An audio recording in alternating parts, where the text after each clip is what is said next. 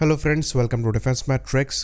तो ये चीज़ हम जानते हैं कि टर्किश टीएफएक्स कान की जो फर्स्ट फ्लाइट है ये 21 फरवरी 2024 में कंडक्ट कराई गई, जो कि एक्चुअली काफ़ी इम्प्रेसिव था क्योंकि टर्की के पास पास्ट कोई एक्सपीरियंस नहीं है सोफिस्टिकेटेड फाइटर प्लेटफॉर्म्स को डेवलप करने का, और उसके बाद भी काफ़ी कम समय में ये प्लेटफॉर्म बनाया गया और इसकी फर्स्ट फ्लाइट कंडक्ट करा दी गई। तो यहाँ पर जो तेज़ी दिखाई जा रही है इसके पीछे BAE सिस्टम का हाथ हो सकता है, ये भी कहा जा रहा है, क्योंकि उनको सब कॉन्ट्रैक्टर यहाँ पर बताया जा रहा है। और BAE सिस्टम द्वारा पास्ट में सिमिलर डिज़ाइंस को इंट्रोड्यूस भी कराया गया था अपने खुद के नेक्स्ट जनरेशन प्लेटफॉर्म्स के लिए, जो कि काफ़ी मिलते जुलते हैं TFX कान से।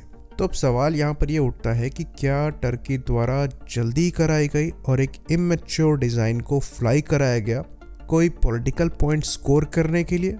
ये सवाल यहाँ पर इसलिए उठते हैं क्योंकि TFX कान का जो इनिशियल डिज़ाइन है ये मैच्योर नज़र नहीं आता है। इवन ऑफिशियली जो प्रोसेस है जिससे इस प्लेटफॉर्म को डेवलप करना है उसके अंतर्गत ये जो पहला एयरक्राफ्ट है ये कोई प्रोटोटाइप है ही नहीं, ये एक टेक्नोलॉजी डेमोन्स्ट्रेटर है। तो इस डिज़ाइन में F-16 के इंजन्स को यूज़ करके इसे फ्लाई किया गया है। कुछ एक्सपर्ट्स द्वारा ये भी पॉइंट आउट किया गया है कि यहाँ पर जो लैंडिंग गियर्स हैं इनके डोर मिसिंग है, जो स्टेबलाइजर्स हैं ये अनयूजुअली बड़े हैं। इवन अगर आप फर्स्ट फ्लाइट के वीडियो में टेक ऑफ पे देखेंगे तो वो बहुत स्मूथ नहीं दिखाई देगा, तो जो एक्स्ट्रा मूवमेंट है स्टेबलाइजर्स का वो आपको नजर आएगा। तो ये सब कुछ पॉइंट्स रखे जाते हैं सामने ये कहने के लिए कि TFX कान को समय से पहले ही फ्लाई करा दिया गया। तो कुछ लोग यहाँ भी आर्ग्यूमेंट करते हैं कि ये एयरक्राफ्ट अगर इतना ही इमेच्योर है तो फ्लाई ही कैसे कर पाया।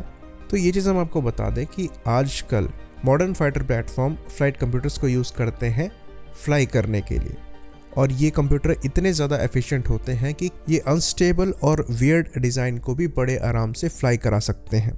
तो जितने भी मैक्सिमम मॉडर्न एयरक्राफ्ट होते हैं ये अनस्टेबल डिज़ाइन ही होते हैं, पर यह तक कह दिया जाता है कि इन फ्लाइट कंप्यूटर्स को यूज़ करके आप एक पत्थर को भी फ्लाई करा सकते हैं। तो फर्स्ट फ्लाइट यहाँ पर कुछ प्रूव नहीं करती है, क्योंकि अगर आप ऑफिशियली इनके प्रोग्राम को देखेंगे तो जिस तरीके से इस प्रोग्राम को चलना है उसके हिसाब से अभी खाली फेज़ 1 की स्टेज 1 ख़त्म हुई है, और जो स्टेज 2 है इसके अंदर क्रिटिकल डिज़ाइन रिव्यू किया जाना है, जो कि डिटेल्ड डिज़ाइन को इंक्लूड करेगा। यानी कि अभी तक जो बेसिक काम है वो भी चालू नहीं हुआ है। ये चीज़ हम आपको बता दें कि तेजस मार्क 2 का अगर हम एग्जाम्पल लें तो प्रोटोटाइप बनाया भी नहीं गया है, लेकिन critical design reviews, detail design reviews ये सब खत्म हो चुके हैं। इसलिए सीधे सीधे प्रोटोटाइप का डेवलपमेंट होगा। कान के केस में ये कहा जाता है कि ये जो डिटेल डिज़ाइन और क्वालिफिकेशंस हैं ये 2029 तक जा सकता है, और जो एक्चुअल प्रोटोटाइप होगा ये हो सकता है अगले साल तक रोल आउट करे, और उसकी फर्स्ट फ्लाइट जो है ये 2026 तक ही हो पाए। और ये जो प्रोटोटाइप्स होंगे इनको ब्लॉक 0 कहा जाएगा। इसके बाद जो एक्चुअल डेवलपमेंट है जो कि सर्विस में इंडक्ट होने वाले एयरक्राफ्ट होंगे ये ब्लॉक 1 स्टैंडर्ड के होंगे, जिनका डेवलपमेंट 2029 तक चलेगा, जिसके अंतर्गत करीबन 10 एयरक्राफ्ट बनाए जाएंगे, और ये एयरक्राफ्ट 2030 से 2033 तक ही डिलीवर हो पाएंगे। और एयरक्राफ्ट का जो मास प्रोडक्शन है जिसको एक्चुअल में फेज़ 3 के अंतर्गत किया जाएगा ये 2034 से ही पॉसिबल होगा, जो कि इस प्रोग्राम को AMCA की टाइमलाइन के पैरेलल में ले आता है। इवन यहाँ तक कहा जाता है कि हो सकता है AMCA इनसे पहले सर्विस में इंडक्ट होना चालू हो जाए।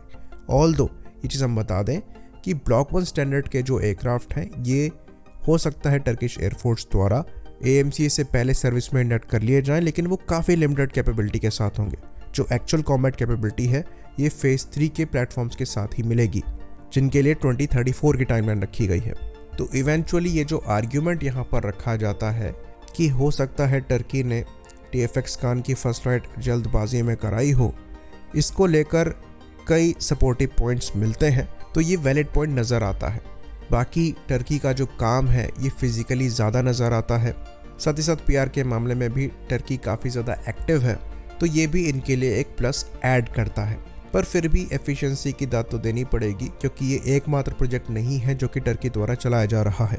हाँ, BAE सिस्टम का प्रॉपर सपोर्ट है यहाँ पर, बट अगेन पूरे प्रोग्राम में ये अगर परसेंटेज ऑफ इंडिजनाइजेशन ज़्यादा रखने में सक्षम होते हैं तो ये विन विन सिचुएशन ही है। आई होप चीज़ें यहाँ पर क्लियर रही हों। इसी बात पर इस वीडियो को हम ख़त्म करते हैं। लाइक करिए, सब्सक्राइब करिए। जय हिंद।